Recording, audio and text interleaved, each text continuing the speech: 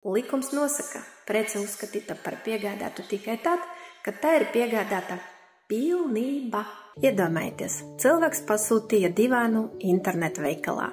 Viņam to divānu piegādāja, bet ne visas detaļas.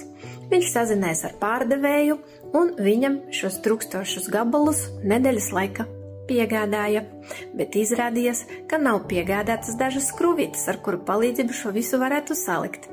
Viņš sazinājās ar pārdevēju, un viņam šādas skrūvītes piegādāja nedēļas laikā.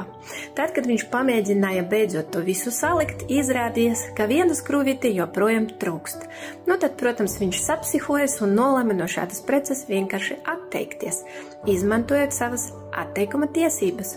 Un te ir strīds, jo pārdevējs uzskata, ka 14 dienas, kas dotas atteikumam, iztecēja, un pircējs to vairs nevar.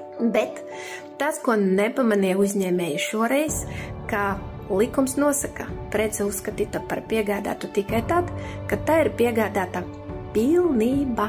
Līdz ar to, pat ja trūkst viena maza skrūvīte, prece nav piegādāta pilnībā, un patērētājs ir tiesīgs atteikties.